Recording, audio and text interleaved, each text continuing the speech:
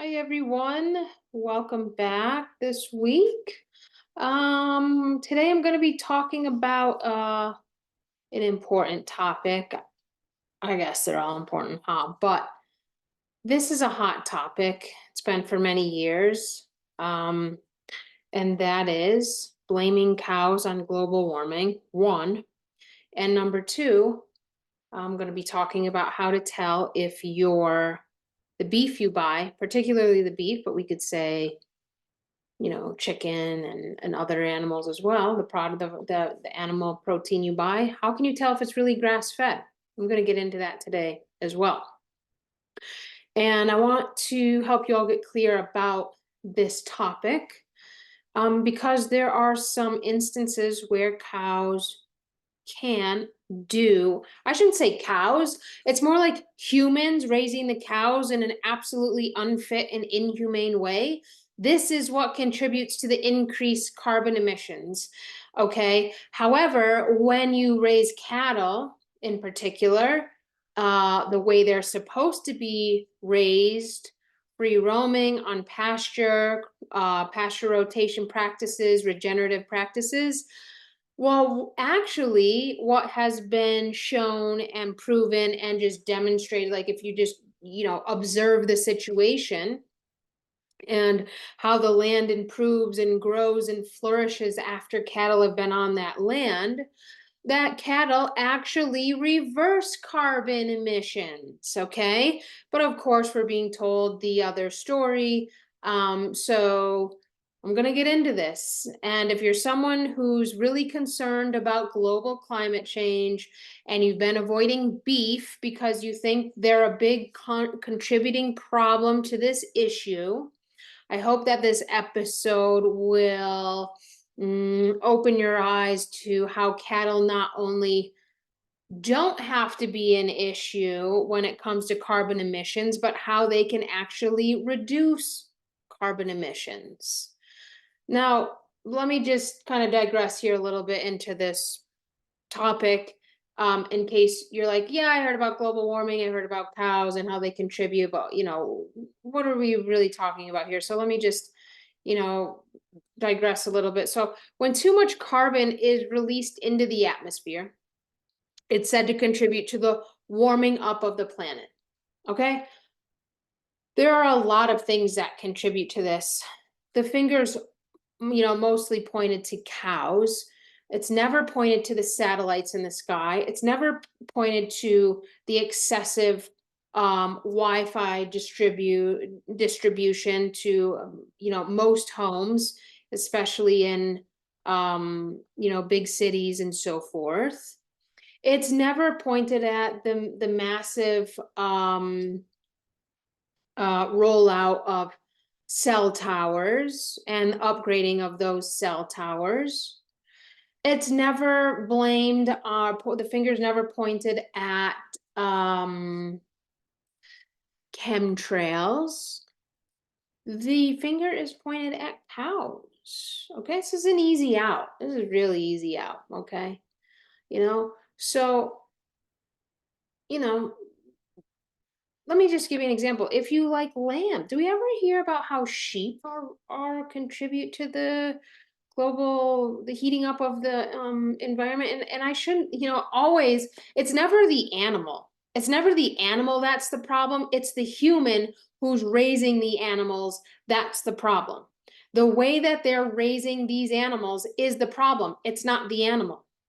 But I'm going to give you an example. Sheep raised in confinement and CAFO, which are contained animal feeding operations, are called CAFOs.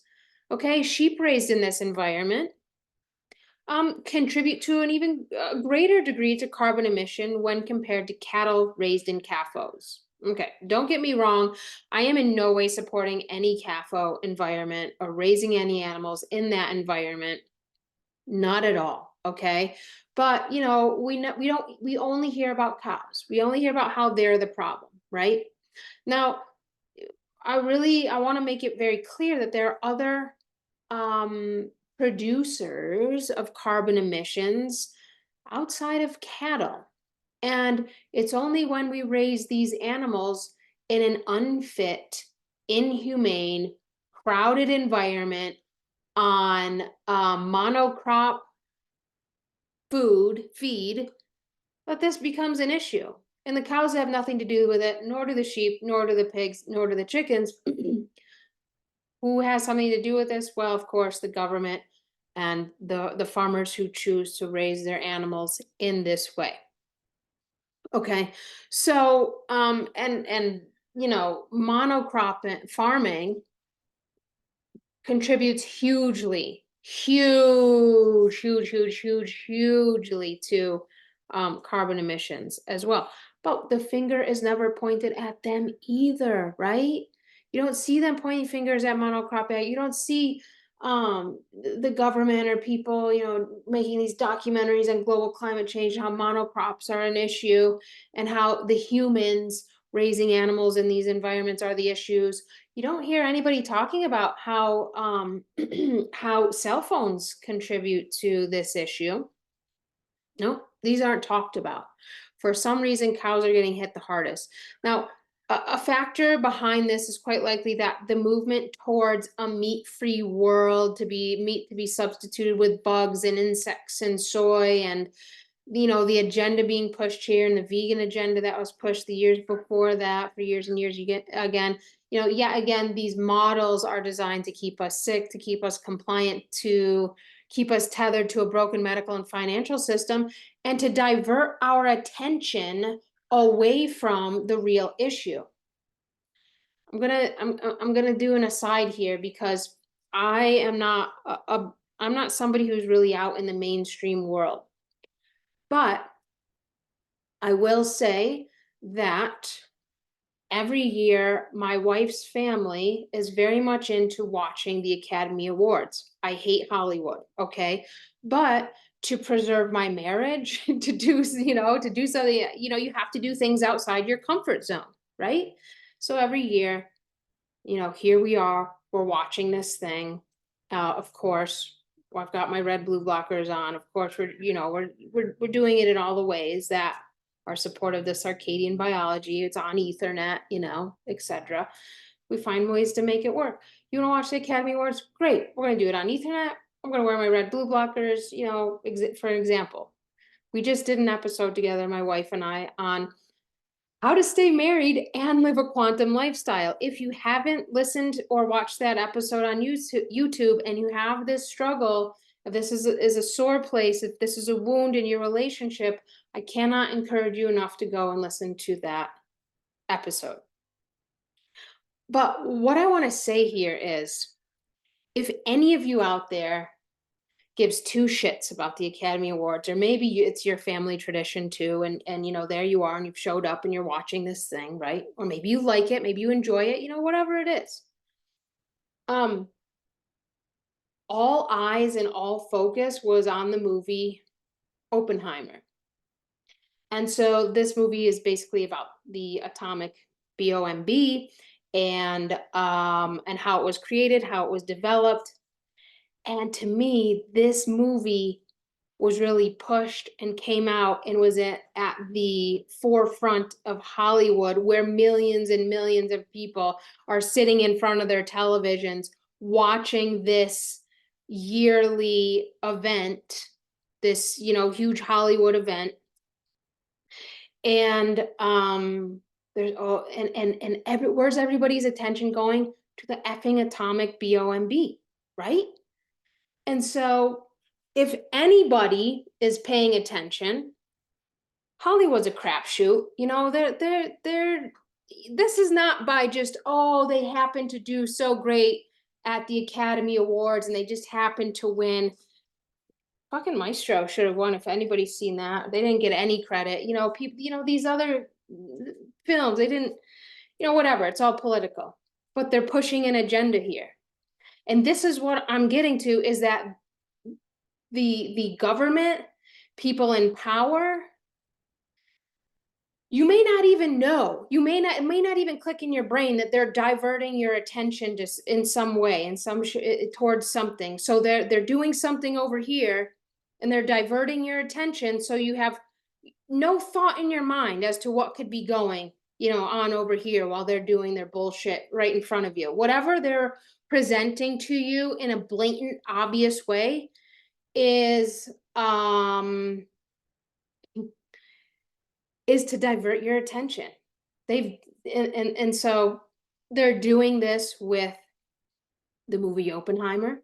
They did that wonderfully. Now everybody's concerned about the atomic bomb. Fucking, I wasn't even supposed to say that because now it's going to be censored. BOMB.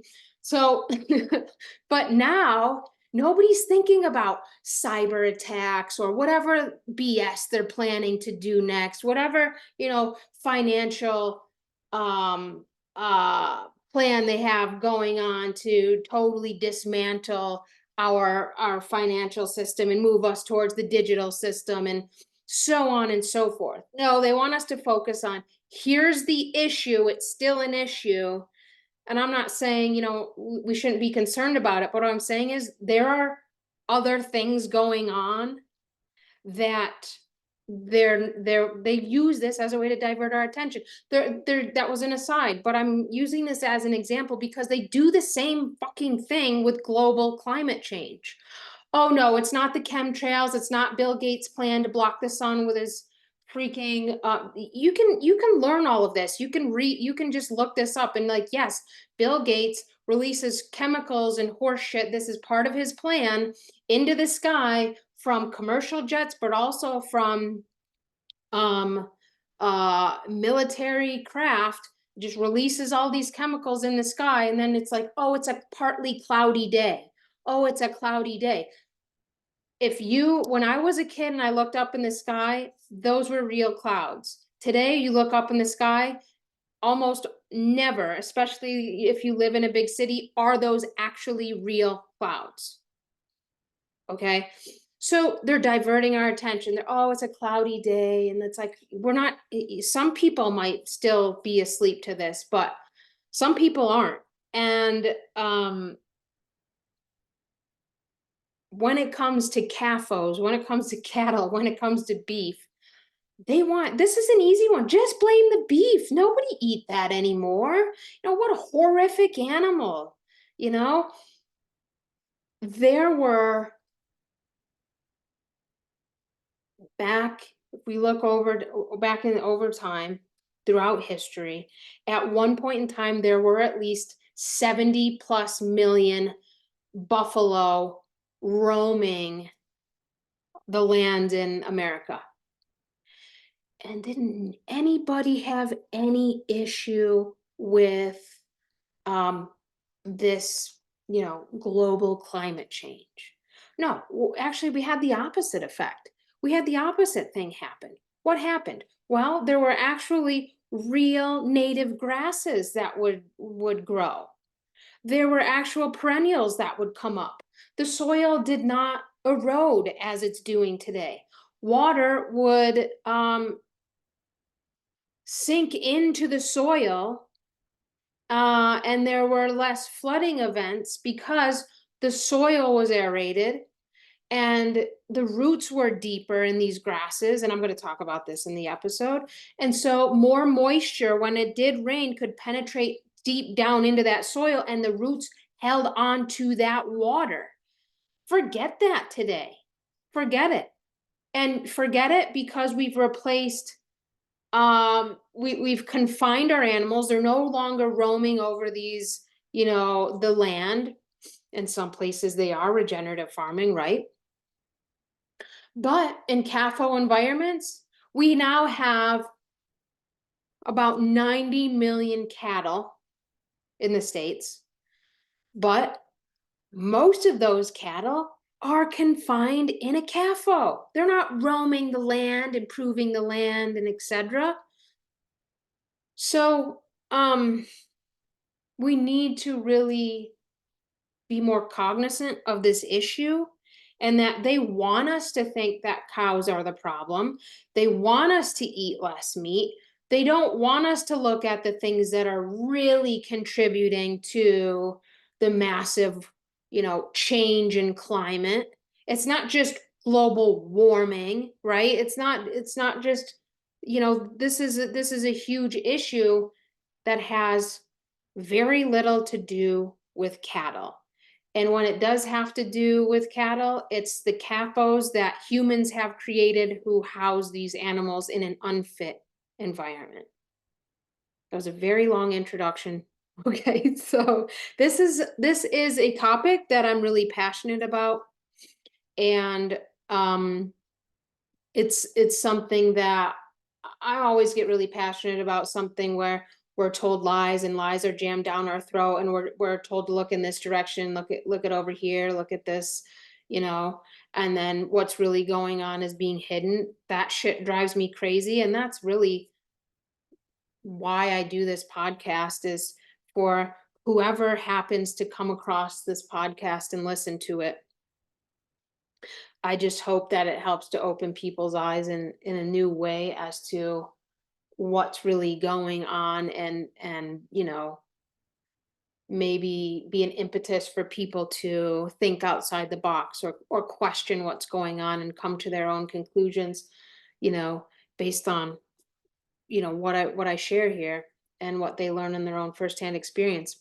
So throughout this episode, I'm going to discuss the impact that cattle have on the environment. I'm going to discuss the impact that monocrop farming, quote unquote farming, if we can actually call this farming, we can't. No, this should not be called farming.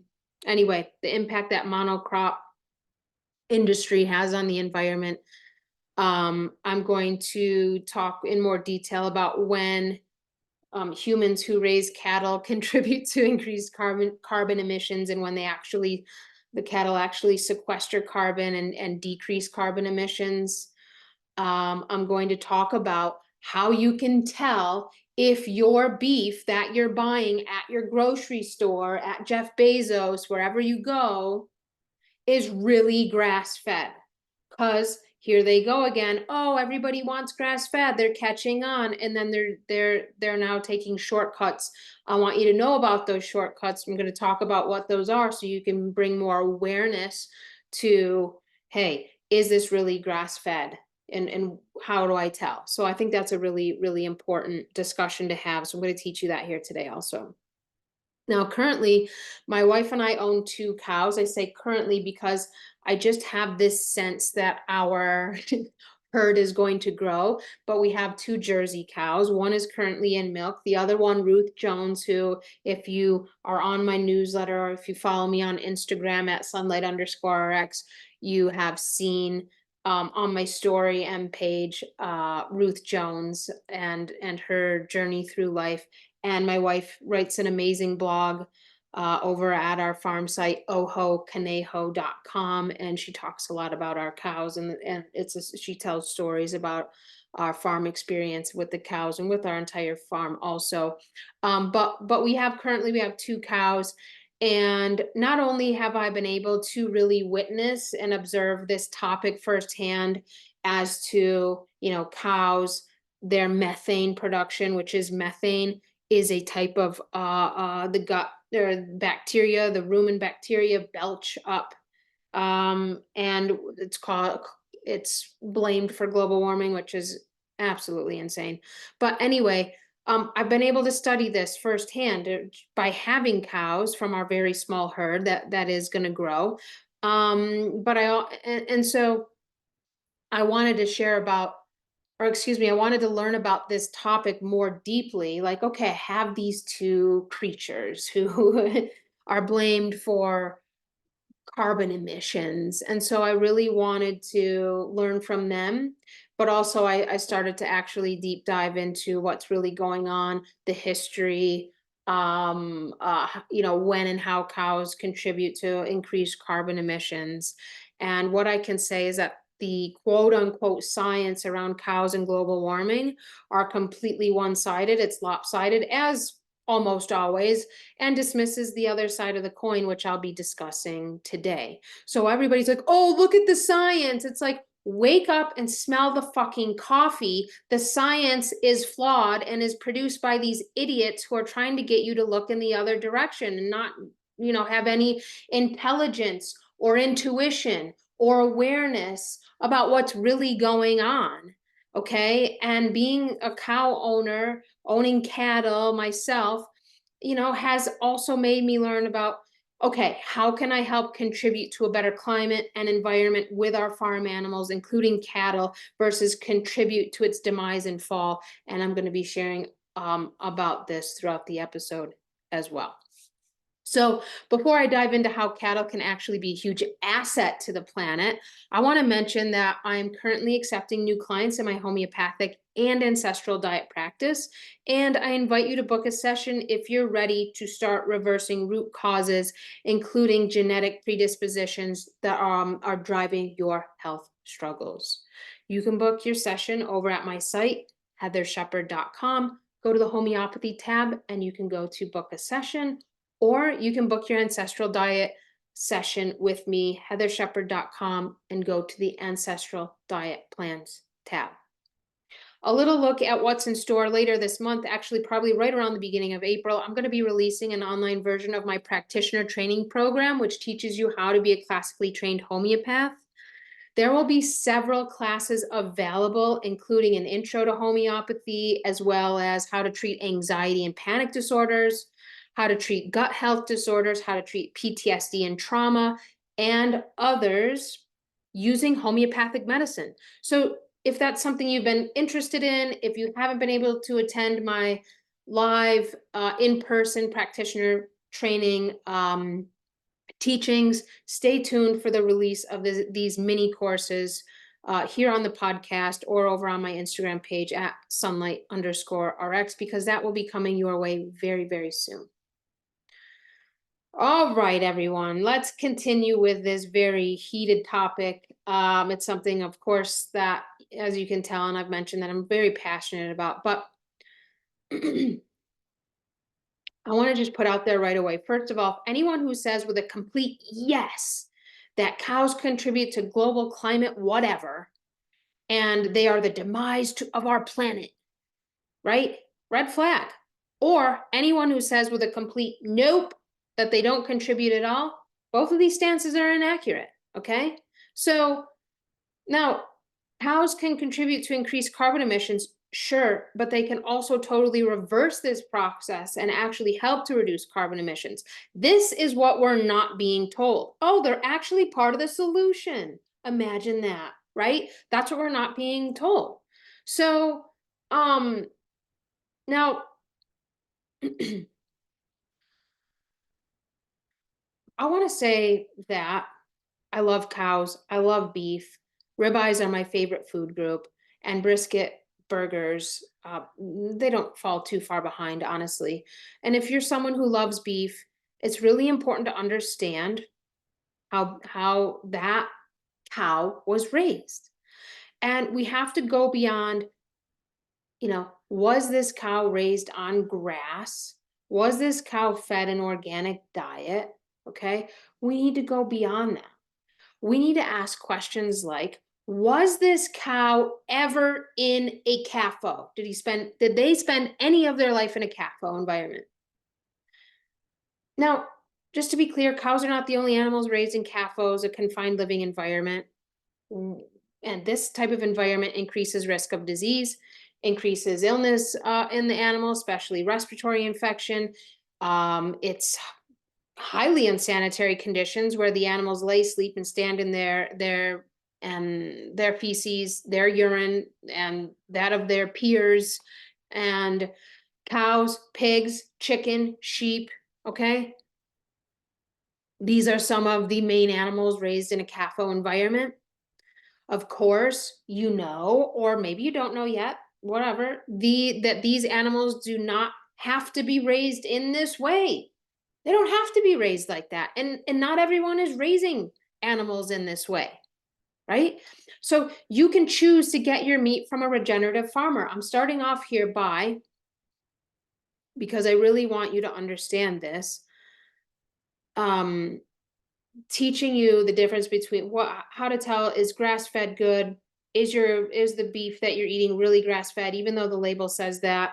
Because this whole topic ties in together with CAFOs, grass-fed or not, global climate, whatever, and so I'm going to kind of be connecting the dots between all of these things here. But animals don't have to be raised in a CAFO environment, and nor are all of the animals raised in this type of environment today. You can choose to get your meat from a regenerative farmer. Heather, it costs more. Yep, but guess what? You know, at this time, it costs more, and it's totally effed up. You know, the system's backwards. We know that. You know, that's where we're at. But you're not just buying amazing beef for your health and your family's health and your well-being. You're supporting the planet. You're supporting somebody who's actually doing something good for the world, trying to make a difference. Okay? So a farm that allows their animals to graze outside, that allows their animals to be in sunlight and have lots of space and a healthy diet, this is where you want to get your beef from. Okay? So if you love beef just as much as I do, it's important to make sure that the beef you're buying doesn't come from a CAFO. And honestly, this is a little bit harder to navigate than you might think. Okay, we have to go beyond labels here because the labels now are not so accurate. Okay. So if you're thinking, oh well, this is an easy one, just buy grass-fed, grass-finished beef at the grocery store, boom, I'm doing my part. I get it. Yeah, that's used to be doing our part. And I wish it were that simple present day. But unfortunately, the industry has caught on to the fact that, hey, people care about what they eat and they want the real, ancestral, humane, and healthy form of this product, which is animals raised humanely on grass, outside, with lots of space to roam, not in a CAFO. But here's the deal. People can be assholes and self-centered, egotistical, and totally financially driven. Okay? Especially people who sell things. Especially people who sell things on a large scale to grocery stores. And unfortunately, now not all of them are going to be this way, right? But we have to keep this in mind. Even if you shop at the co-op, even if you get something grass-fed at Jeff Bezos, okay? Unfortunately, at this point in time, what a label says isn't always an accurate reflection of what is really going on, of how that product was really produced or made. So for example, today, if your meat says grass-fed, excuse me, all this means is that the animal was fed grass at some point in their lives. Meaning, maybe at 6 months, they ate grass. And maybe at 12 months, they then went to a CAFO to get fattened up on grains before slaughter. Okay? Now, just stay with me. I'm going to help you figure this out. We're all in it together, okay? Grass-fed labels do not guarantee that the animal wasn't fed grains or confined in a CAFO. And I know right about now, you might be thinking, what in the actual F? You know, I can't trust any of these people. Believe me when I say, I know it's frustrating. But, you know, let's take this as a silver lining, Nancy. Let's turn this into an empowering win for us to make even better food choices. And I know that it can seem like you're always trying to figure out the most optimal food, fuel to put into your body, into your child's body. And instead of fighting this, instead of throwing in the towel, instead of saying, fuck it, this is too hard, this is too much work, listen, this is what they want you to do. This is what the system wants you to do. This is what they want. They want for all of this to get too overwhelming, too hard, too difficult to source good food. They want you to just go back to Prime, fill up your cart, forget what's in there. It says organic, right? They want you to just do that. Okay? That's the easy way. But I'm encouraging you, don't throw in the towel. Don't start eating the crap they offer because it's easy. Because you don't have to think about it, because it's readily available to all of us. It's much easier to eat crap than to eat a clean diet. Totally easier. So much easier. They designed it this way. They don't want you to win. I mean, don't I want you to win. They don't want you to win. They never have your best interest in mind. They want you under their thumb, and they want you eating the horrific horror show of the food they've created. That's what they want. That's what they aim for. It's easy. They're making it easy for you. Postmate this. Instacart it. Put it in your cart. Send it they want you to do this. Okay? The majority of beef today sold in grocery stores, whether that label says grass-fed, organic, no antibiotics ever administered, the majority of beef today sold in grocery stores have been raised or spent some time of their lives in a CAFO. And they do not tell you this on the label. So, when it comes to CAFOs, to be clear, these are confined living environments where the animals are shoved into a very small space, and there are thousands upon thousands of these animals living on top of one another. So what do you think happens to all the urine, to all the cow pies, to the air these animals are breathing? It's an absolute toxic shit show, okay? Just keep this in mind. We're continuing on the grass-fed thing, but just keep all of this, store it, keep this in mind. So grass finished, okay? This is a catchphrase. It's also on many labels today. This is a phrase that you look for if you want to make sure the beef you're eating spent the end of its life on grass versus grain, okay? Now, while grass finished once meant that the animal spent its entire life grazing on pasture, including the end of its life, this too is unfortunately no longer the case. The animal could have been sent to a CAFO early in its life, and the last few weeks or month or whatever time frame the CAFO operation came up with, spent its last days either grazing on grass, we hope, or fed grass pellets while they were confined, excuse me. Okay, so they can say this on the label. This is now classified as grass finished. Are you effing kidding me? Like, stop. Like, it's insanity. It is. Okay. All right, stay with me. We're getting there. Okay. There are ways around these things. Now, if the meat label says 100% pasture raised, at this time, this means that the animal was never in a CAFO.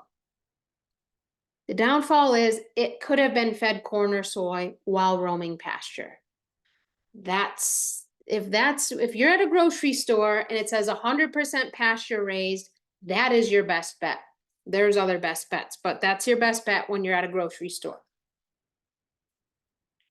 So this is why I cannot emphasize and encourage you all enough to get to know your farmers and to stop buying meat from grocery stores or buy less meat at grocery stores and get it from farmers that you know, farms that you've visited, farms that you've researched online and that you know do a good job, and you've sent an email to them to inquire, or you've talked to them on the phone.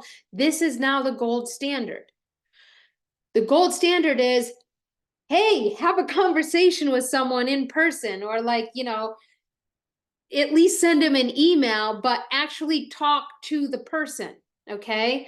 There's this disconnect between our food is a huge disconnect. When I met my wife, she didn't even know that, she didn't know about, you plant a seed and things grow. She grew up in Phoenix. There's no growing things. You don't, this is a massive desert. It's a total shithole. Okay. Now,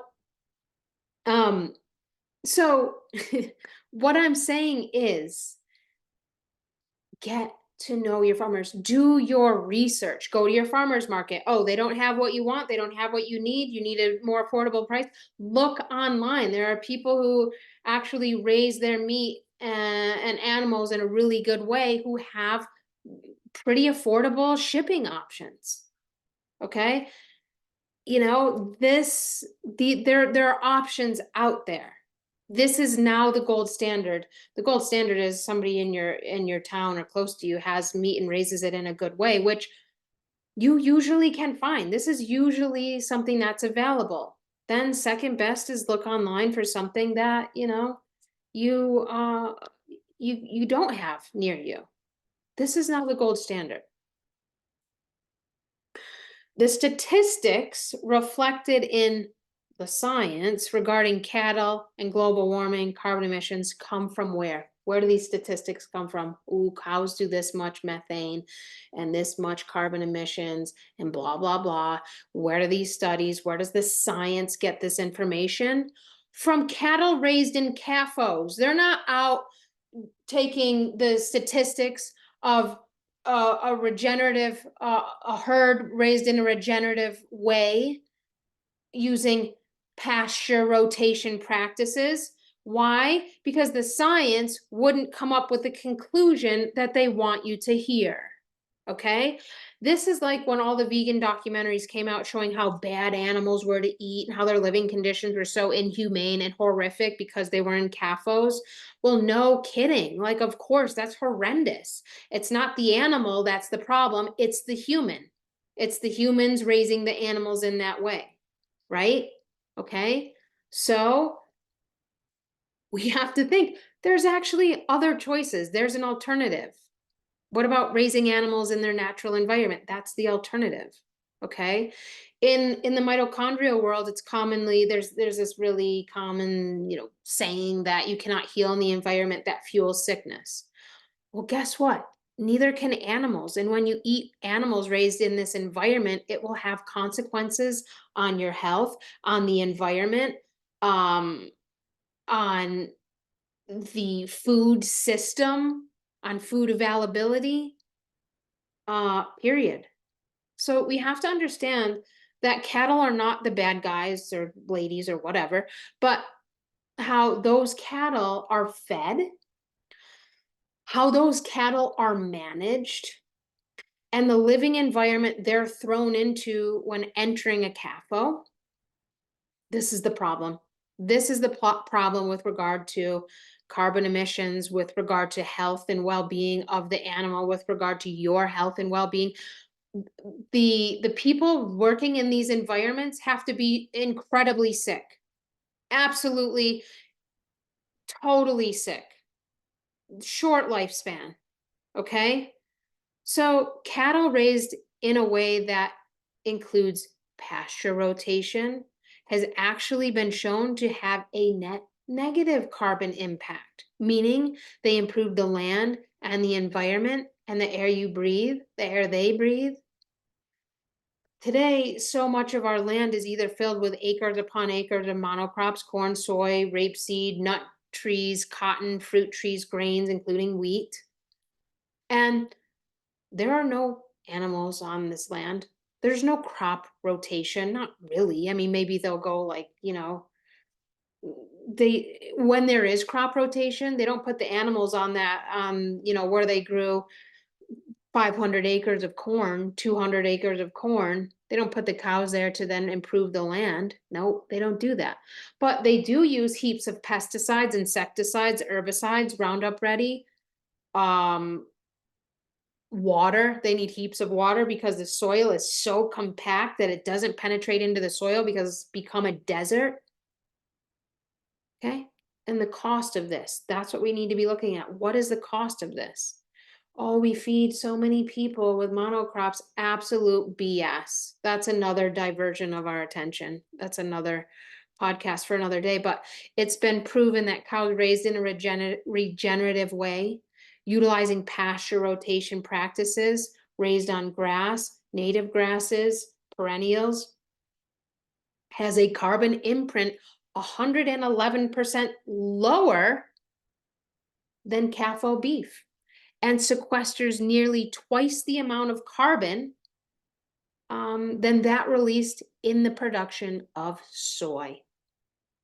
Okay, so that is a very interesting insight and a different story than we're being told. When cows are allowed to graze on pasture, they walk the soil, which then aerates the soil. Think about a small a small cow would be, 800 pounds up to 1,200 to 1,400 pounds. And they have four hooves. This amount of weight penetrating into the soil aerates the soil, breaks up the soil, turns any of the plants that were there into mulch, helps creating this compost, enriching the soil. Okay, so when cows are allowed to graze on pasture, they walk the soil, which aerates the soil and does many other things, versus monocropping, which depletes the soil, poisons the soil, and creates a desert, eroding the topsoil, which means any nutrients that were in the soil are removed. The wind, the rains that flood because they can't penetrate into the soil. What happens? All that topsoil is blown away, washed away, removed. The soils each year, the soil's more deficient, more deficient, more deficient, more deficient with every passing year. Every passing year, the soil should be more nutrient dense, more rich, richer, greener, more abundant. It's not the story we get with monocrops. That's not the situation we're creating. Okay. When cows are allowed to graze on pasture, they drop their dung along the dirt, and this refertilizes the soil without the need to use any fossil fuels to cart in synthetic fertilizers, which monocrop farmers do. They use synthetic fertilizers in heaps. Why? Because they've totally depleted the nutrients in their soil. So now they have to add, or they choose to add, synthetic fertilizers to their soil, which cost heaps, have to be trucked in. The carbon emissions used to just haul in synthetic fertilizers is astounding, let alone how those synthetic fertilizers are produced. Again, this isn't the story we're being told. It's the cows. It's the cow burps.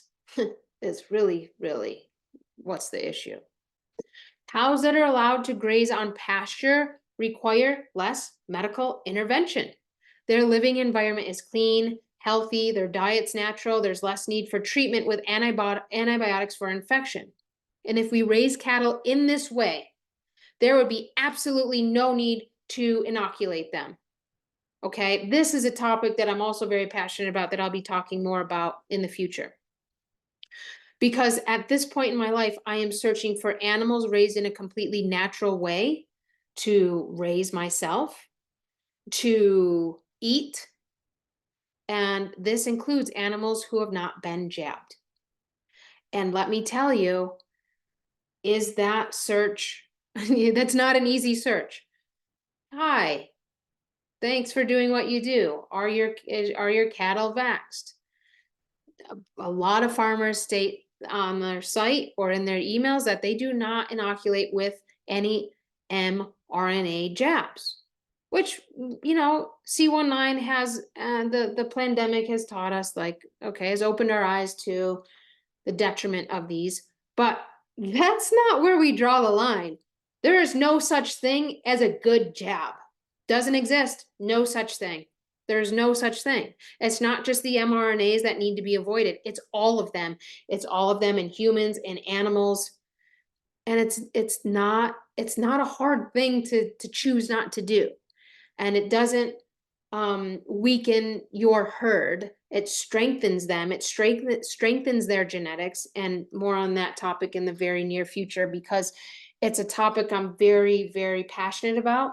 None of our animals have been jabbed, nor will they ever will be.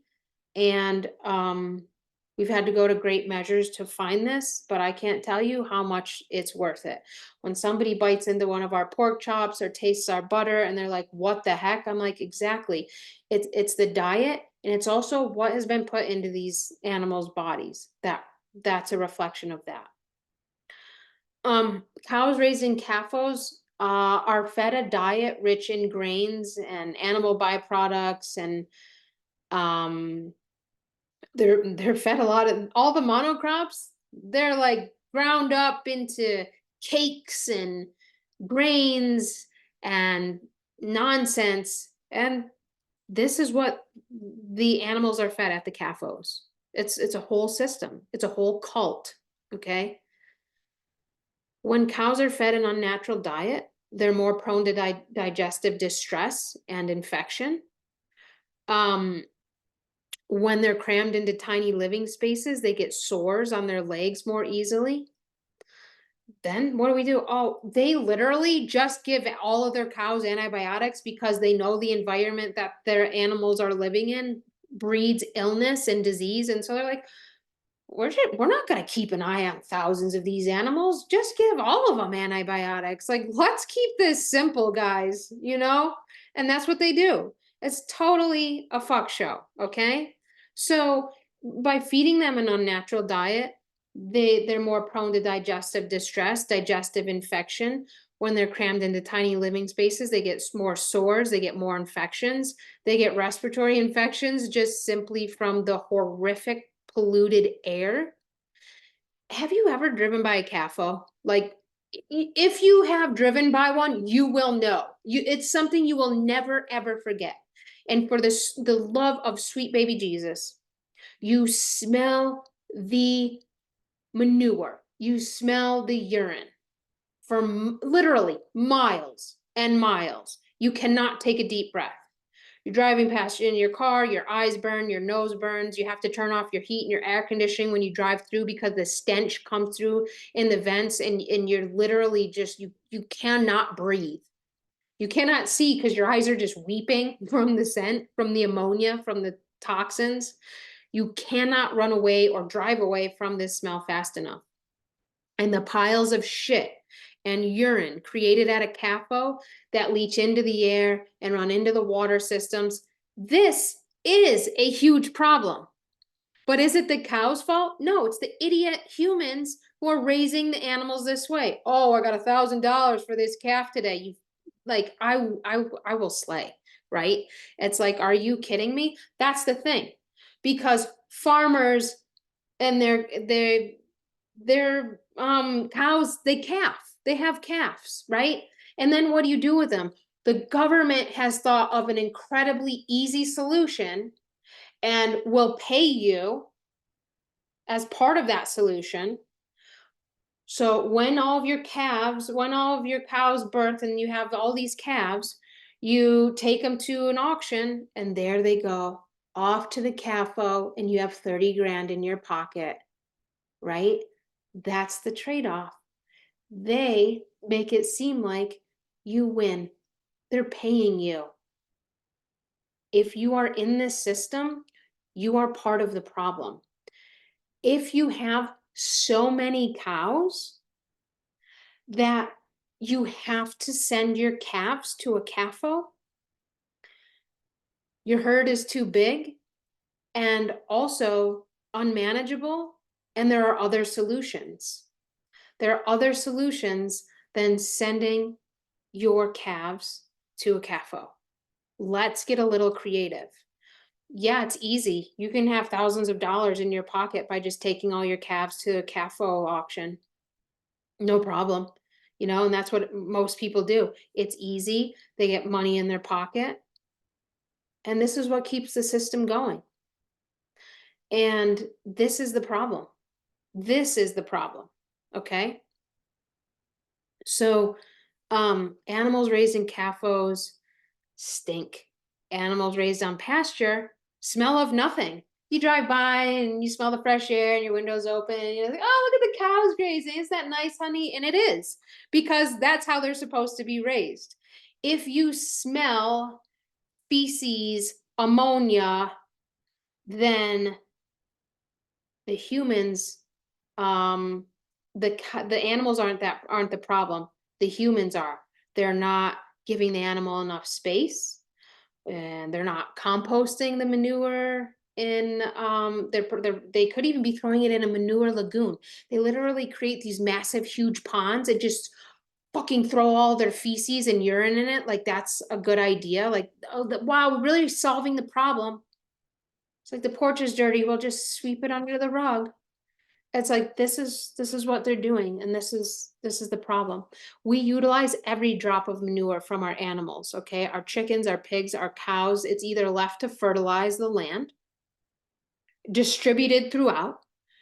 During the winter months, especially when grazing isn't possible, we create compost piles and spread it on the land come spring, and we give it to our neighbors. We literally had one of our neighbors walk up with her dog the other day. She's like, "Hey, can I muck your stove?" This lady, she's so sweet. She's like, she's got to be in her 80s.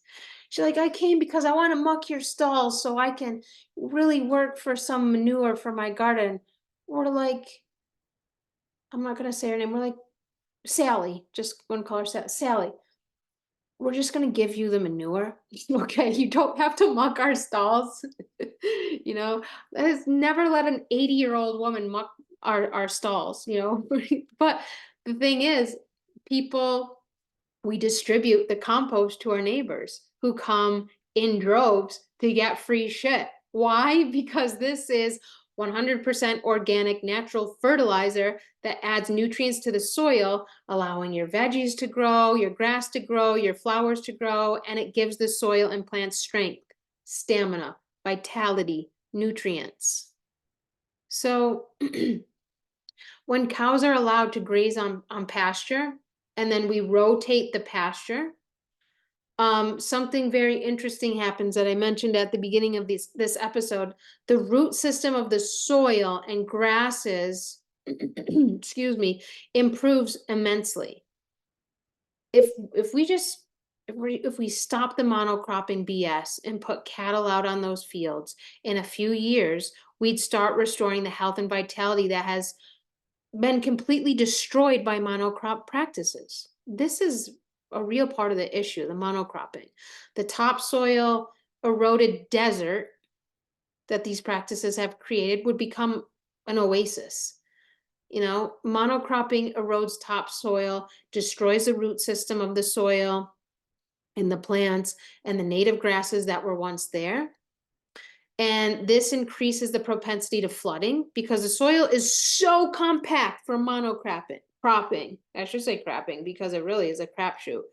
The soil is so compact that it cannot take in water even when it rains. So what do we have? More floods. We have more floods because the water cannot penetrate into the soil. You put a cow out on pasture and it aerates the soil and allows native grasses and perennials to return, which allows the roots of these plants to deepen.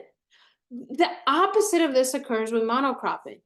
As this root system develops below the earth, which with some grasses can expand to over 10 feet. The roots go over 10 feet below the earth. Massive root networks develop. And the roots, the grasses, the perennials, these roots keep those things intact, preventing erosion. And this allows more water to penetrate into the soil. Deeper root systems equal more nutrients in the plants and grasses, and this equals less drought. Because even environments where rain is, let's say, is just not abundant, you know, the water is able to penetrate deep into the soil, and the soil and the roots are able to hold more water for longer periods of time because the root system is so deep, it holds onto that water. So even if there's a month in the summer where it's like, oh my gosh, there's one day of rain or no days of rain, those grasses, those plants stay nourished and hydrated because the roots hold the water. The deep root system. Monocropping has destroyed this whole thing. Okay, when we allow cows to graze on grass, with plenty of space, this is what happens. This meaning the exact opposite of carbon emissions. Okay. And instead, we now have a net negative carbon imprint just from doing this.